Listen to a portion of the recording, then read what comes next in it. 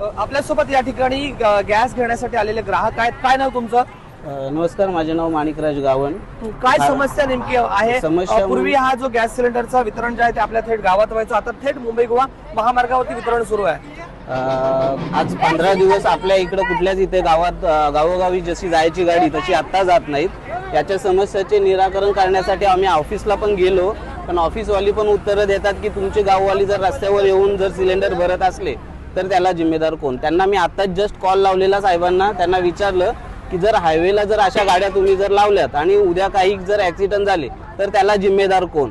हे प्रशासनाने पण सुद्धा याची नोंद घ्यावी. आणि गॅस वितरण जर करत असले तर आज तुम्ही बघताय की इथे 2 गाड्या जर लागत आहेत तर 2 गाड्या लागतात तर एक गाडी इथं ठेवून दुसरी गाडी दुसऱ्या गावात पोहोचू शकते, पण ही इथंच थांबतात का, याच्यावर प्रश्न विचारणं नक्कीच गरजेचं आहे. त्याच्यामुळं तुम्ही लक्ष द्या आणि अशा माध्यमातून गॅस वितरकांनी जराशी याच्यावर पूर्ण चौकशी गेले करावी. 15 दिवस आपल्याला गॅस सिलेंडरचा पुरवठा झाला नाही आपण असं म्हणताय. 15 दिवसानंतर आता हे गॅस सिलेंडर थेट वितरणासाठी आलेले आहेत. काय समस्या उद्भवल्या या 15 दिवसात? समस्या म्हणजे काय झालंय की एकतर गॅस मिळत नाहीत आणि लाईन लावायला म्हणजे प्रत्येक गावात जर गाडी येतोय आणि तिथे जर गॅस मिळत नाही तर मग लोकांनी जायचं कुठं. कारण जसं बघितलं की आता आपण जे आपल्या शासनाने हे केलंय की लाकूड तोड जंगलतोड बंदी आहे, त्याच्यामुळं लाकूड तोड बंदी झाल्यामुळे ज्या चुली आपण लावत होतो ते आता पूर्णपणे बंद झाले. त्याच्यामुळं सगळी जी लोक आहेत ते आपल्या गॅसवरच जेवण शिजवतात. आणि दुसरं पर्याय म्हणजे ज्याला एक पर्याय म्हणून होता की स्टोव जे रॉकेल भेटायचं ते पण बंद झाले.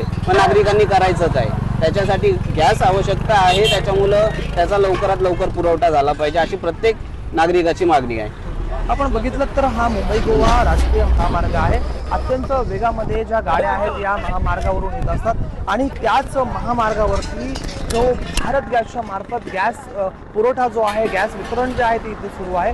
एकंदरीत आपण जर बघितलं तर नागरिकांच्या जीवाशी खेळण्याचा कुठेतरी प्रयत्न भारत गॅसच्या माध्यमातून केला जातोय का, भारत गॅस एजन्सीच्या माध्यमातून केला जातोय का, हा खरा सवाल या ठिकाणी उपस्थित होतो. जो घरोघरी जाणारा गॅस सिलेंडरचा जो पुरवठा आहे तो या ठिकाणी आता थेटपणे मुंबई गोवा राष्ट्रीय महामार्गावरती येऊन जो आहे तो या ठिकाणी वितरक जे आहे ते ग्राहकांना करतायत.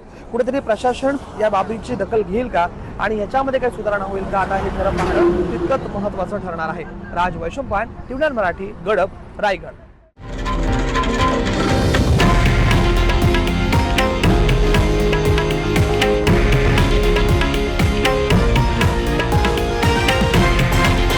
हे आहे देशातील नंबर 1 न्यूज नेटवर्क आणि आपण पाहत आहात TV9 मराठी, एकमेव.